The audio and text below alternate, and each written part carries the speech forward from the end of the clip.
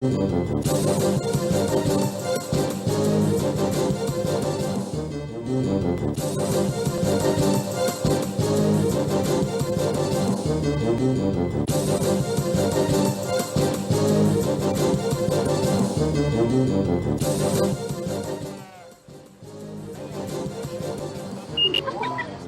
na ang mga malaking balitang Central Luzon ngayong araw.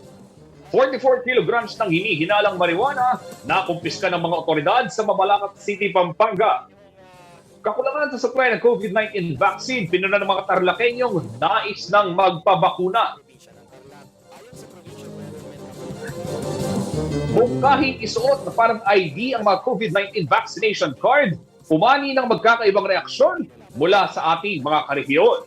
At Clark International Airport, nagsilbing runway ng mga kandidata ng Miss Universe Philippines 2021 para sa kanilang national costume.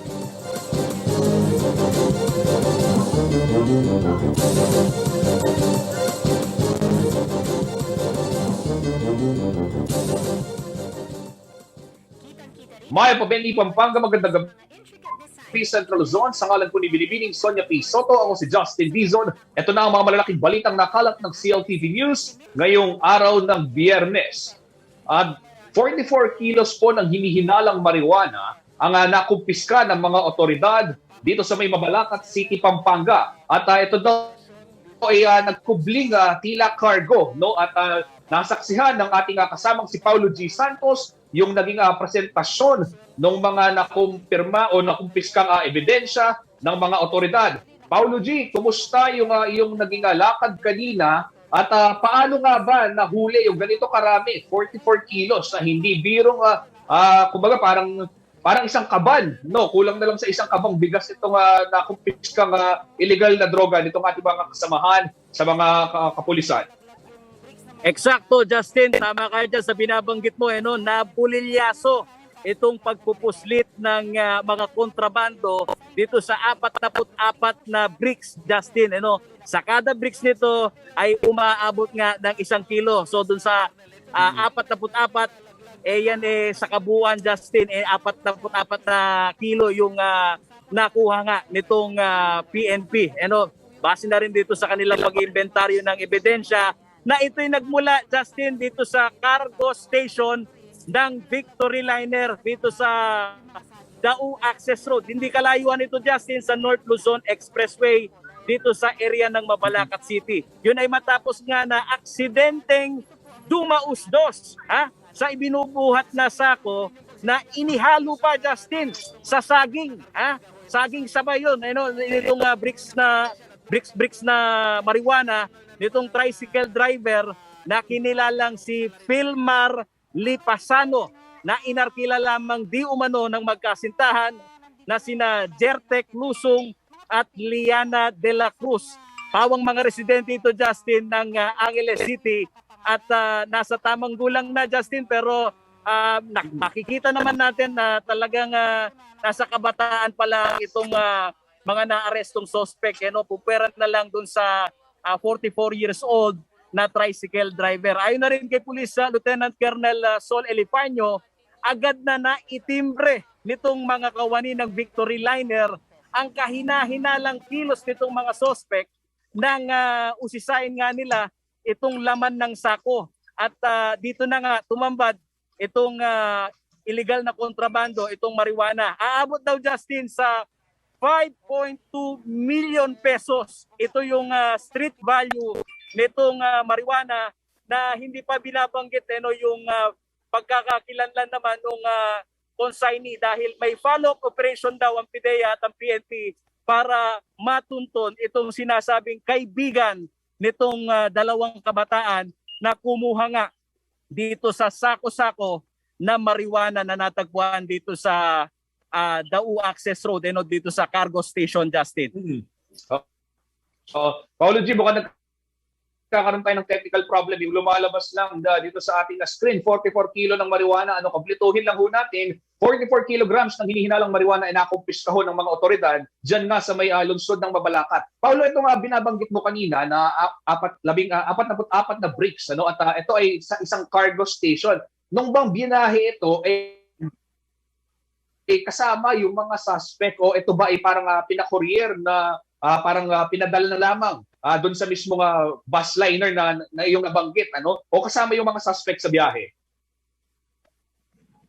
Ito'y buhat, Justin. Ito'y kargamento lamang ito no, dito sa cargo station na ito yung serbisyo ng bus company na kapag ay magpapadala, parang freight forwarders ito, Justin, na pwede mong ipadala yung iyong mga kargamento sa pamamagitan ng land transportation. Ito yung sa mga pumapasadang provincial bus. At ito daw kargamento na ito, Justin, nanggaling pa ng Tabuk, Kalinga, ayon dito sa PNP. At base sa kanilang monitoring, umabot pa, dumaan muna dito sa Sampaloc, Maynila, itong kargamento at siya namang ibinagsak nga dito naman sa area ng Dao, Justin.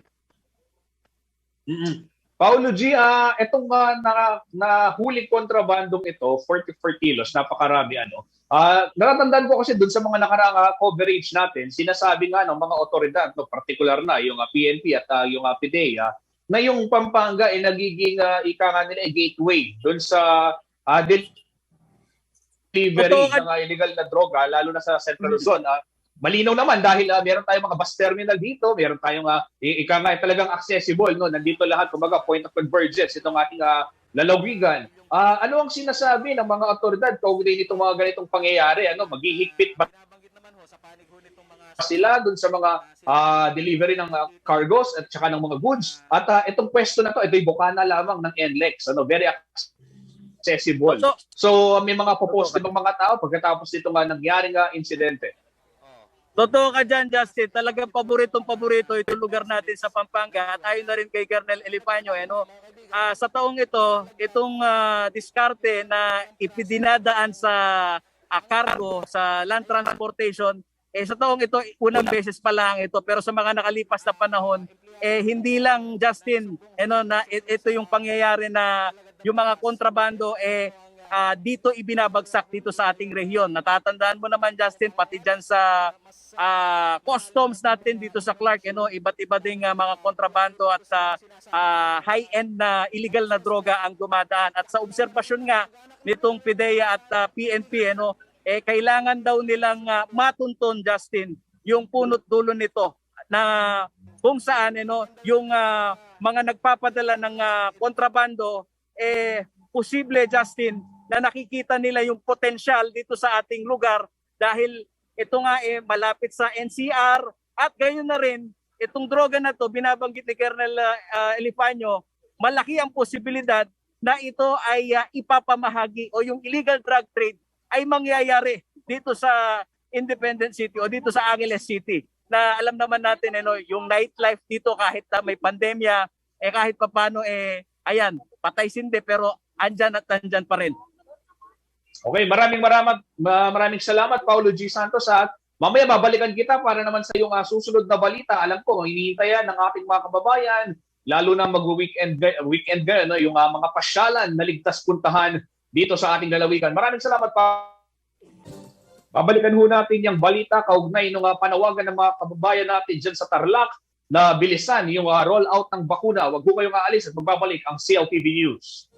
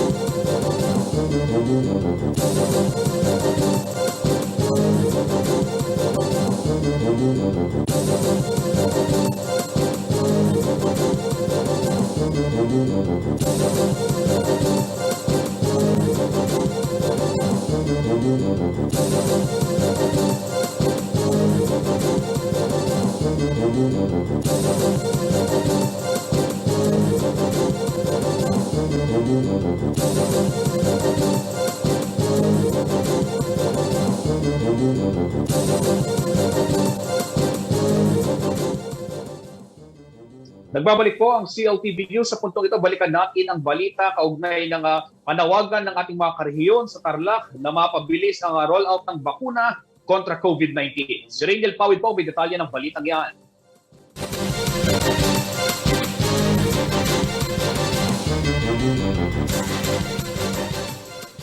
Gaya ng karamihang lugar sa Pilipinas, mababa pa rin ang bilang ng mga nababakunahan kontra COVID-19 sa probinsya ng Tarlac. Ayon sa provincial government, kakulangan pa rin sa supply ng bakuna mula sa national government ang pangunahing rason sa ganitong sitwasyon. Kaya naman ang ilang Tarlakenyo walang magawa kung hindi maghintay ng tawag para sa schedule ng kanilang bakuna. Importante umano ito para kay Rodel Garcia na isang surveyor dahil palagi ang pakikisalamuha sa ibang tao ang kanyang trabaho. Kasi po ngayon nagsisurvey po kami, so kailangan po namin magpabakuna para dito sa safety ng mga magulang namin. Ang driver naman na si Edgar David ulit-ulit na umanong nagparehistro para sa bakuna subalit wala pa ring tawag mula sa kanilang rural health unit. Pangamba niya'y wala silang kakayanan na magpa-ospital sa oras na tamaan ng malalang COVID-19. Napaka-importante po. Protection sa akin, saka sa mga pamilya ko. Hindi po ako tinatawagan eh. Ang sabi tatawagan daw ako. Pero nag-apply na po kayo? Ay, 2 beses na ako nagpaalista. Sa pinakahuling vaccination report ng Tarlac, 16.7% pa lang o 175,745 sa kanilang mga residente ang nakatanggap ng full dose ng vaccine. 266,062 naman ang naturukan na ng unang dose ng vaccine. Higit 1 milyong Tarlakenyo ang dapat mabakunahan upang makamit ang 70% vaccinated population o herd immunity. Sa isang Facebook briefing, sinabi ni Governor Susan Yap na ibinaba na nila sa mga barangay ang vaccination rollout. Napansin ko na marami ang hindi nakakapunta, lalong-lalo na sa ating mga senior citizens or yung mga PWDs natin dahil mahirap pang lumakbay. So, we've been doing bakuna sa barangay more than a month already, lalong-lalo na sa high-risk areas nga. Ang buong lalawigan ay nakapasailalim sa General Community Quarantine hanggang sa September 30. Umakyat na rin sa 2,586 ang binabantayang aktibong kaso ng COVID sa Tarlac. Rangel Pawid, CLTV News.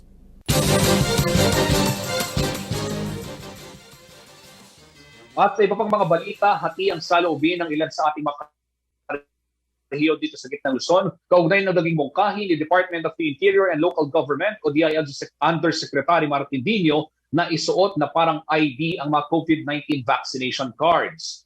Ayon sa ilan sa ating mga nakapanayam, unahin muna sanang solusyonan ang problema kaugnay ng kakulangan sa bakuna bago magpatupad ng kung ano-anong rekisito. Magbabalik si Rangel Pawid. Umaapela ngayon si Department of the Interior and Local Government o DILG Undersecretary Martin Dino sa mga bakunadong Pilipino na hindi na lamang basta dalhin ang kanilang vaccination card. Nais ni Dino na isabit at gawin itong parang ID ng mga fully vaccinated na. Kung ikaw ay bakunado na, paglabas mo ng bahay, isuot mo na yung vaccination card. Why? Kamukha ng sinabi ni President Eric kanina, yung mga parokyano o yung mga papasok sa tinatanong nila, bakunado na ba? Paano mo malalaman na bakunado kung hindi nakasabit ang vaccination card? At paglabas mo ng bahay, hindi ka na maabala ng pulis, ng barangay, natatanungin ka, asan ang vaccination card mo? Kung antimano isasabit mo na sa iyong dibdib. Subalit naging hati naman ang reaksyon dito ng ilan sa ating mga karehiyon dito sa Central Luzon. Para sa tricycle driver na si Edward Adriano, dapat mas bigyang prioridad ng gobyerno ang rollout ng bakuna. Unahin muna raw ang problema sa vaccine supply shortage. Hindi po yata pwede. Bakit po, sir? Hindi naman po karamihan nagpa-inject na. Para naman sa delivery man na si Andrew Magat, sangkaterba na ang hinihinging requirement sa kanila tuwing dadaan sa mga border checkpoint. Opo, abala po sa trabaho kung kakailanganin pa po yung ganun. Pero para kay Adi Marsol, magandang ideya rin ang vaccination card ID upang mabilis na matukoy ang mga bakunado lalo na sa mga establishmentong naghahanap ng vaccination documents. May mga negosyo at kainan din umanong nagbibigay ng diskwento sa mga bakunado. Idagdag pa riyan na sa kasalukuyan tanging bakuna pa lamang din umano ang mainam na pangontra sa pagkalat ng virus. Naman sir, maganda yun sir, para iwas tayo sir, lalong kumalat sir yung virus. Ang buntis naman na si Lilet Miranda handa umanong sumunod sa pagsasabit ng vaccination card para na rin sa kapakanan nilang mag-ina. Magiging safe si baby sa para na rin ligtas sa COVID. Ayon kay Dino, ipapasa niya sa Interagency Task Force ang naturang suhestyon upang ipatupad ito simula sa barangay level. Na ito na sana ang maging sakripisyo ng bawat Pilipinong nabakunahan. Samantala, nitong September 22 ay sinabi ni Pangulong Duterte na hindi na required ang pagsusuot ng face shield maliban na lamang sa mga sarado at crowded na lugar. Rainiel Pawid, CLTV News. At sa iba pang mga balita, isinusulong ngayon ng Department of Social Welfare and Development ang paggunita sa National Family Week. Bagamat hindi perpekto ang lahat ng pamilya, marami pa rin sa ating mga karehiyon ang higit na napalapit sa kanilang mga mahal sa buhay dahil na rin sa pandemya. Patuloy man ang hamon ng pamilya sa pamilyang Pilipino, basta sama-sama tiyak daw na malalampasan din ito. Narito ang detalye ng balitang yan.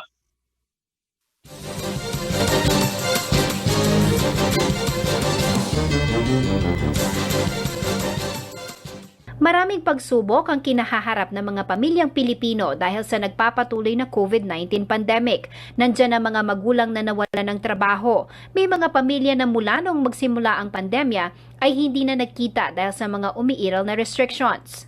Sa panahon ng pandemya kung saan pananatili sa tahanan ang ipinananawagan ng gobyerno bilang pag-iingat pa rin at pag-iwas sa transmission ng COVID-19, nakalulungkot man pero may mga kaso ng pang-aabuso na naitatala. Sa panahong ito rin, hindi maiwasang makaramdam ng depresyon, stress at anxiety. Samantala, alinsunod sa Proclamation No. 60 na pinirmahan ni dating Pangulong Fidel V. Ramos noong 1992, sinimulang gunitain ang National Family Week sa huling linggo ng Setyembre. Ang tema ngayong taon, pamilya at teknolohiya, magkabalikat na mapagtagumpayan ang hamon ng pandemya. Nais bigyang diin sa selebrasyon ang positive role ng teknolohiya sa pagtulong sa pamilya na malagpasan ang mga pagsubok ng pandemya. So for this year, 2021, ang focus natin ay yung relationship ng family with the technology. Alam natin na merong mga pros and cons ang technology, pero hina-highlight natin dito yung kung paano nga ba ito gamitin ng tama. Kasi hindi naman natin maaalis ang mga constraints or mga negative effects ng technology sa atin, pero kaya natin itong ma-minimize at ma-maximize naman yung mga good effects nito. Dito papasok yung tema natin, Ma'am Jen, yung technology. Even though we are far, even though we are distant, meron tayong paraan para mag-reach out. So reach out to your friends, reach out to the people you consider as family, and reach out to your family by blood. We are disconnected, but we are still a society that would help each other, and ang makakatulong naman talaga sa'yo for the most people are your family. Mahalaga na ipagpatuloy pa rin ang koneksyon sa bawat pamilya.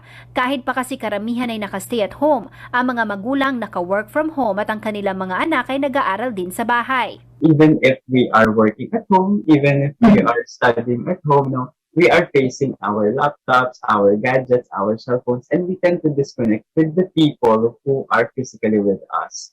Although, kailangan natin mag-aral online, kailangan natin magtrabaho online, there is a time for it. No? Lagyan pa rin natin siya ng time. Katulad nung face-to-face na pagtatrabaho natin na, for example, you're working 8 to 5, so we can after 5 o'clock. Ganun din sana when we are working and studying at home. Maraming aktibidad na nakalinya ang DSWD Central Luzon para sa National Family Week. Sa September 25 ang launching ng The Search for the Natatanging Pamilyang Pilipino. Sa September 27 ang Kainang Pamilya Mahalaga Day, kung saan hinihikayat ang bawat pamilya na sabay-sabay na kumain. Sa araw na ito rin nakatakda ang 4-Piece Family Day. Abot kamay ang pangarap dahil sama-sama Facebook Live na magsisimula ng 1:30 hanggang alas 4 ng hapon. Nagsimula ang National Family Week nitong September 20 at tatagal hanggang September 27. Samantala, inanunsyo na ng Malacanang ang early suspension sa trabaho sa gobyerno ng 3:30 ng hapon sa Lunes, September 27, alinsunod sa Memorandum Circular No. 90. Ito'y upang magkaroon ng panahon ng mga kawani ng gobyerno na makapiling ang kanilang pamilya at mai-celebrate ang Kainang Pamilya Mahalaga Day. Gayunman, ang mga ahensya na ang tungkulin ay may kinalaman sa delivery ng basic health services, preparedness response sa disasters at calamities, at iba pang vital services ay kailangang magpatuloy sa kanilang operasyon at mag-render ng kinakailangang serbisyo. Hinihikayat din ng Malacanang ang lahat ng kawani ng executive branch, gayon din ang iba pang sangay ng gobyerno, independent commission o bodies at maging ang pribadong sektor na suportahan ang Family Week celebration upang mabigyan din ng pagkakataon ng Pilipinong Pinoy na ipagdiwang ang 29th National Family Week. Jennifer Salenga, CLTV News. Marami pang mga mainit na balitang Central Luzon sa aming pagbabalik.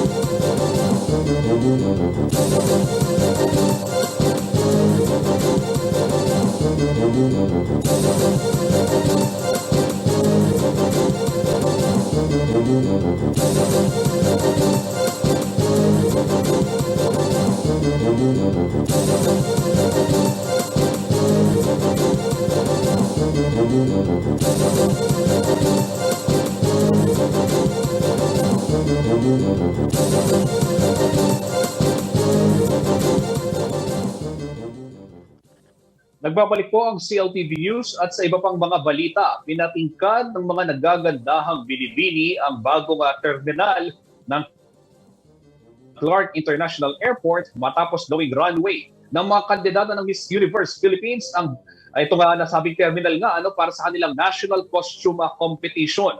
Naghahanda naman na ang Miss Universe Organization sa papalapit na Coronation Night na gaganapin sa Panglao, Bohol.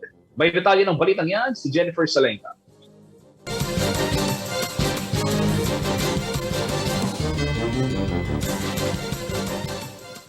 Rumampa suot ang kanilang stunning national costume sa 28 kandidata ng Miss Universe Philippines 2021.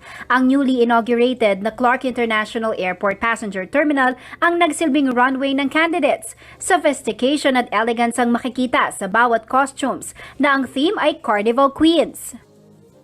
Kitang-kita rin ang Filipino artistry sa mga intricate designs in traditional, modern at avant-garde styles. Samantala, queen na rumampa ang pambato ng Angeles City na si Mirhan Hipolito sa kanyang Carnival Queen-inspired ensemble na creation ng premier Kapampangan designer na si Frederick Policarpio. Queen na queen din ang meticulously adorned beadworks at accessories na suot ni Hipolito na likha naman ng renowned Kapampangan dog couturier na si Cholo Ayuyao. Sa Instagram post ni Hipolito, inilahad niya na it runs from the blood ang kanyang pagiging queen. Ang kanya raw lola, kinoronahan bilang Tarlac's queen ng nooy Vice Governor ng Tarlac na si Ninoy Aquino noong late 50s. Ang larawan na ito ay source of pride daw ng kanilang pamilya. Ibinahagi rin ni Hipolito ang kanyang post na naging emosyonal ito nang makita ang kanyang national costume sa unang pagkakataon. Ang maliit na bata noon na secretly admiring the beauty of her lola, siya palang papalit sa kanyang henerasyon. Nagpasalamat din si Hipolito sa kanyang designers para sa ani ay timeless piece at sinabing you made a little girl's dream come true. Samantala, nagsimula ang kompetisyon sa Clark, Pampanga pero sa official Facebook page ng Miss Universe Philippines, inanunsyo ng MUPH organization na lilipad na patungong Bohol ang mga kandidata para sa coronation.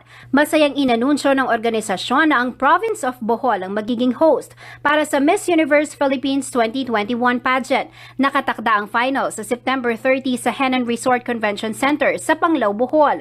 Nagpasalamat din ng MUPH organization sa provincial government at Bohol LGUs, gayon din sa Tourism Board at IATF dahil sa pagpayag na idaos ang pageant sa pinaka-idyllic destination. Jennifer Salenga, CLTV News. Sa puntong ito, silipin naman natin ang iba pang mga kaganapan sa iba't ibang bahagi ng rehiyon sa CL News Express.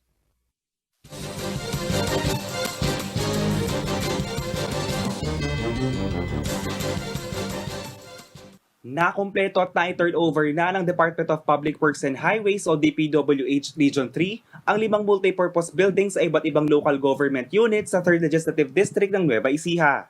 Ayon kay DPWH Nueva Ecija 2nd District Engineering Office Caretaker Eduardo de Guzman, makakapagbigay na ng ligtas na working space para sa mga barangay workers at maluwag na espasyo para sa mga deliveries ng mga basic services ng bagong mga gusali.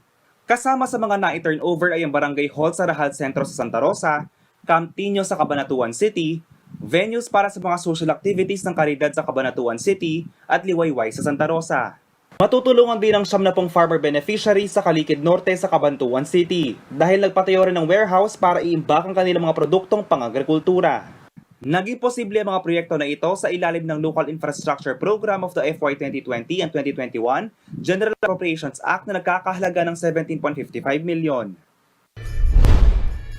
Sa ibang balita, nagkaroon ng Memorandum of Understanding o MOU ang National Academy of Sports o NAS at ang Department of Education o DepEd Region 3 para sa pagde-deploy ng mga specialized teachers sa tututok sa mga mag-aaral. Kabilang sa mga ide-deploy ay ang mga specialized teachers para sa mga asignaturang Mathematics, Science, English, Filipino, Araling Panlipunan, Edukasyon sa Pagpapakatao, Technology and Livelihood Education, at Music, Arts, Physical Education, and Health. Ayon kay DepEd Regional Director May Eclar, dadaan ang mga guro sa isang school year na training at eventual deployment sa NAS system. Magbibigay din ng oportunidad ang NAS sa mga guro ng learning and development habang sila ay nasa NAS system. Ang Academy ay nasimula ng dahil sa Republic Act No. 11470 bilang attached institution ng DepEd at koordinasyon mula sa Philippine Sports Commission. Layo nito na makapag-develop ng future world-class Filipino athletes at maitaas ang interes ng kabataan sa sports. Ang pasilidad ng eskwelahan ay itatayo sa sports complex ng New Clark City sa Tarlac. Magbibigay ng scholarship ang NAS simula grade 7 o junior high school hanggang grade 12. Magkakaroon din ng monthly allowance, libreng tirahan at uniforme. Samantala, itatayo ang bagong Philippine Science High School campus sa New Clark City at tinatayang palalakasin nito ang science and technology development ng bansa. Katuwang ang Basis Conversion Development Authority, ang 4.6 hectare learning PSHS and CC campus ang magiging bagong eskwelahan ng senior high school students at resource center para sa teachers at mga profesional. Ayon kay BCDA President and Chief Executive Officer Vince Dizon, malaki ang tulong nito sa development at training ng mga guro at future science and technology professionals dito sa ating bansa.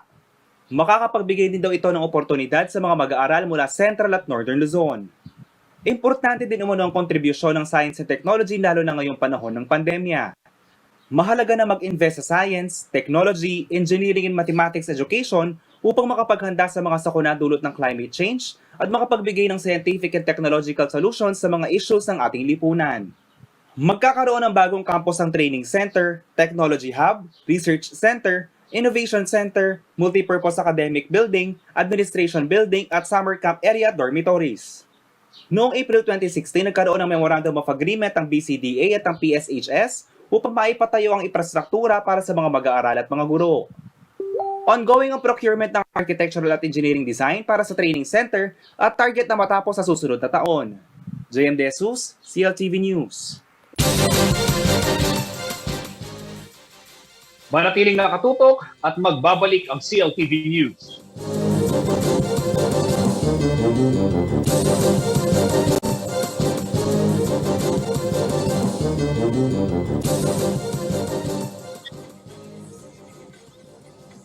Nagbabalik po ang CLTV News, mga karehiyon, mga kabalen, totoong papalapit na nga itong Pasko tuwing madaling araw. Nararamdaman na natin yung malamig na simoy ng hangin at talagang pag ikaw ay lumabas ng iyong tahanan, maaamoy mo na talagang papalapit na nga yung Kapaskuhan. Siyempre, ngayong pandemya medyo maiiba yung ating selebrasyon ng Pasko. Pero ika nga nila, laging matutuloy naman yung Pasko, no? At dito sa Pampanga, bilang tinaguri ang Christmas capital ho ng bansa, itong ating Ciudad San Fernando. At siyempre, ang buong Pampanga na rin, no? Kilala yan sa pagdiriwang ng Pasko, abay iba't ibang pasyalan ang pwedeng mapuntahan. At isa ho din sa mga hinahanap ng ating mga karehiyon at ng ating mga kababayan, hindi lamang dito sa Central Luzon, ay yung mga ligtas na pasyalan. Ika nga nila yung mga open spaces. At para pag mahahanap pa tayo ng ligtas na pasyalan, makakasama natin ngayon si Paulo G. Santos na namamasyal na. Maaga yung Biyernes Friday night out ng ating kaibigang si Paulo G. Paulo G, nasan ka ngayon at pwede mo bang ikwento sa amin? Pwede mo ba kaming inggitin kung saan ka namamasyal ngayong Biyernes ng gabi? Ninong Justin, nako, halika na dito at sa lahat ng ating mga followers sa CLTV 36 naman, opo, talagang Paskong-Pasko na dito sa Lighthouse Park, dito sa Lakeshore, mga kaibigan, na talaga, Justin, pakita mo nga paring Art, itong mga magagandang palamuti na Paskong-Pasko na ho dito sa aming lugar at pansinhurin ninyo itong pagdatingan nitong ating mga kabalen sa iba't ibang bahagi ng probinsya na inabangan, Justin, itong opisyal na pagbubukas ng Lighthouse Park dito sa Lakeshore at kasama natin si Ma'am Maricar Pangilinan. Ang punong abala dito sa pag-set up mula sa konsepto, Justin, na Paskong-Pasko, pakikita namin mamaya kung ano laman nitong Lighthouse Park. Bumati ka muna sa mga followers ng CLTV News, ma'am. Hello po. Magandang gabi po sa inyong lahat. So lahat po ng followers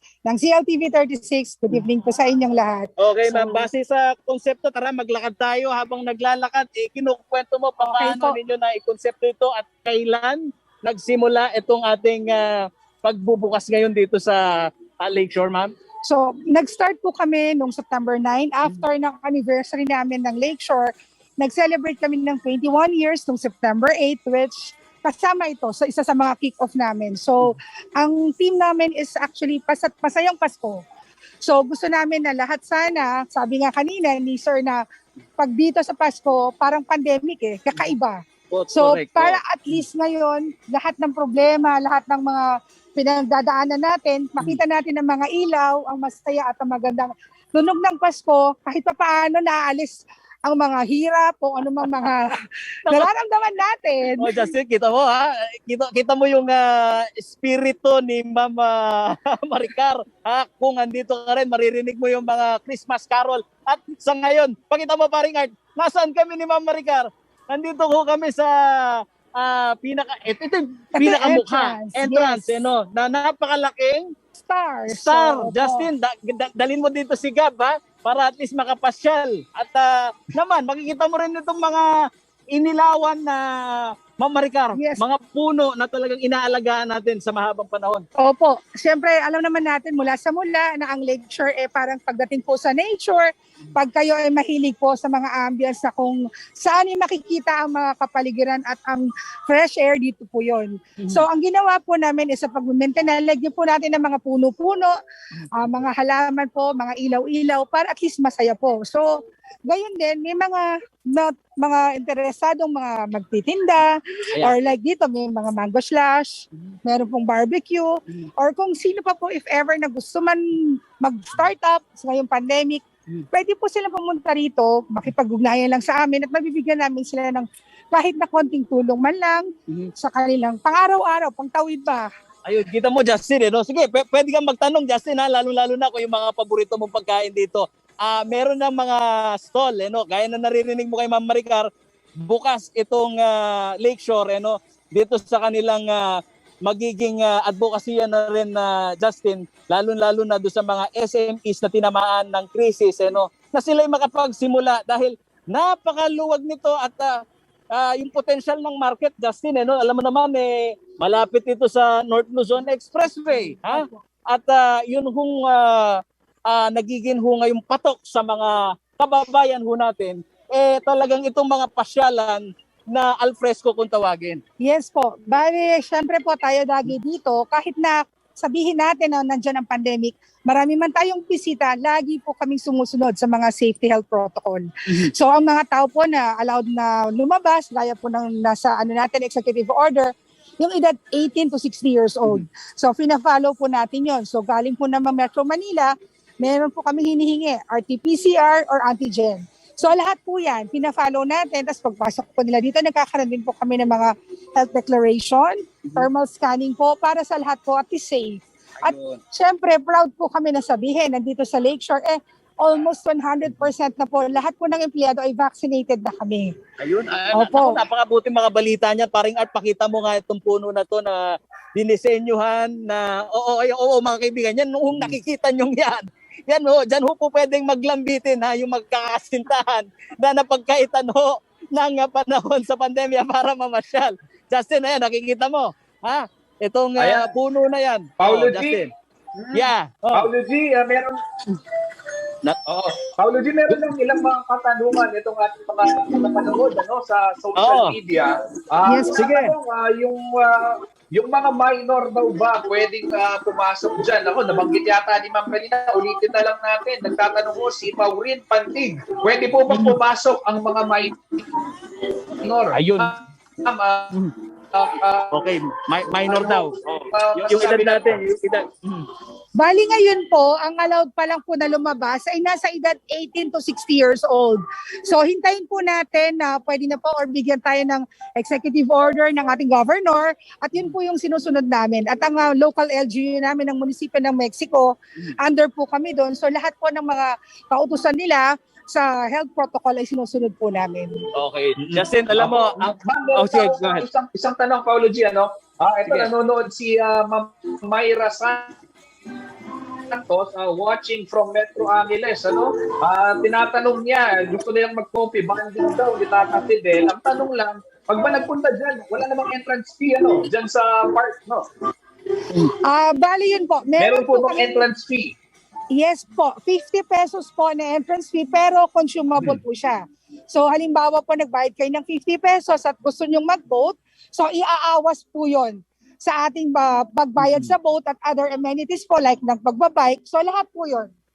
50 pesos lamang po, that will be used for the maintenance at kung ano-ano po mga kailangan na improve sa ating park para po malinis at pagka magkaroon sila ng magaan na experience sa loob ng Lakeshore po. Ayan, Justin, reasonable yung 50 pala, pesos. Oo, affordable yan, Justin. At pansin mo naman, itong ilan natin mga kabalan dito na ito, giliw na giliw sa pamamasyal. Siguro hahatak muna ako nitong ating mga Sige na, followers. Paulo, para... Nako, camera shy, pero sige, unahin na rin natin itong mga nagtitinda dito, Justin. Okay, kumusta kapatid? Live tayo sa CLTV News. Kumusta? Nako, medyo mahihain pa itong ating mga kababayan na sa panahon ho nga naman nitong Christmas season, nakikita natin, pakita mo paring Art, itong mga kabataan na napakahalaga, Justin, yung moment na ayan, ma-experience nila itong holiday season. Yung mamalapit na holiday season. Justin, kita mo naman, kahit naka-face mask yan, uma-aura. Buti na lang, hindi kami, mamaya, maghanap kami ng portion dito na Instagrammable, Justin, ni Ma'am Maricar. Yes po. So, inimbitahan po namin lahat ng mga Kapampangan na pwede po tayong pumunta dito sa Lakeshore at pumasyal. Sa pagpapasyal nyo po is napaka-safe po ng lugar namin. Lahat po kami dito nagka-follow ng mga safety health protocol. At dito po kung gusto niyo po ng nature, nandito na po tayo. So ito pong park na to, inopen namin para sa inyo, para po at least makapag-relax po kayo kahit po marami tayong mga suliranin. Hindi po natin kailangan magmukmok at we have to move and do something. Para sa inyo pong lahat to, na gusto po namin kayong tumayo at para po dito tayo mag-enjoy at maglakad-lakad, simoy ng hangin. At sabi nga po kanina, pag Pasko, iba po yung ambience. Masaya. Merry po. Merry Christmas po. Ay naman, Justin, iinggitin kita dahil maya-maya magbibisikleta kami ni Paring Art at magboboting kami ni Paring Art. Maraming salamat sa iyo, Justin, at sa lahat ng mga followers na CLTV News. Tumutulong Okay, ako. maraming Oo, Just. Maraming salamat, Ma'am Maricar at Paulo D. Santos. Enjoy mo yung pamamasyal at dalhan mo kami ng puto bumbong. Salamat, Justin. Thank you. Okay, sa puntong ito, alamin naman ho natin ang magiging lagay ng panahon. Thank you, Paulo. Alamin naman natin ang magiging lagay ng panahon bukas para sa mga gustong mamasyal. Ito, tamang-tama. Ano nga bang magiging lalagay ng mula kay Ginoong Manny Esguerra ng Pag-asa Clark?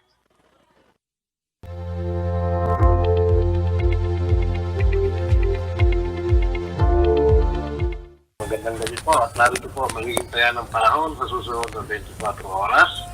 Easterlies na lamang po nakaka-apekto sa buong Luzon at ibang lugar po sa Pilipinas ay localized thunderstorm. So sa Metro Manila po at ang nararamdaman natin ng bansa ay bahagya hanggang sa komisyon ay magiging maulap. Meron lamang po tayo inaasahang mga grupo ng mga pag-ulan, pagkita at pagkulog, dulot po ito na easterlies o localized thunderstorm. So sa ngayon po, meron po tayo isang bagong nakantayan sa labas ng PAR. At ito po ay kung hindi magbabago yung kanyang paggalaw ngayon, ay baka po sa linggo ay pumasok siya ng PAR. Siya po ngayon ay isa ng tropical storm at namataan po sa layong 1,990 kilometers dyan po sa may silangan ng Southern Luzon. So ito po ay may tagwin ng lakas-hari ng maabot na po ng 85 kilometers per hour at pagbugso ng maabot ng 105 kilometers per hour. Ito po ay tumikilos ng west-northwest o kanluran, hilagang kanluran sa bilis na 20 kilometers. So inaasahan niya po na sa bandang linggo ay posibleng siyang pumasok ng par pero hindi pa naman po tayo maapektuhan at hindi naman po ito inaasahan na maglalandfall sa aling parte ng ating bansa. Pero makakaramdam po nito yung mga nasa may Northern Luzon po. So yun po yung ating forecast ngayon. Pinag-iingat po natin ang lahat.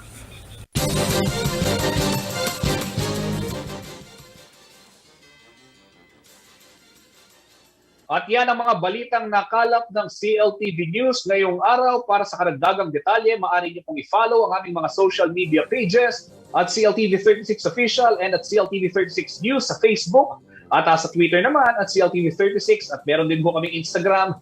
Follow niyo kami doon at CLTV36 Official at kung nais niyo naman pong balikan ang mga programa ng inyong paboritong CLTV, pwede niyong bisitahin ang aming YouTube channel at CLTV36 Official at maging ang aming website www.cltv36.tv.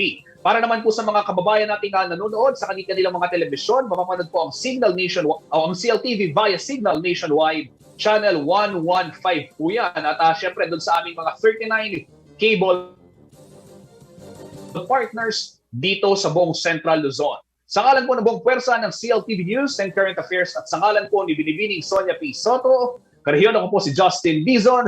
92 days na lamang, Pasko na. Mag-ingat po tayo. Maraming salamat po.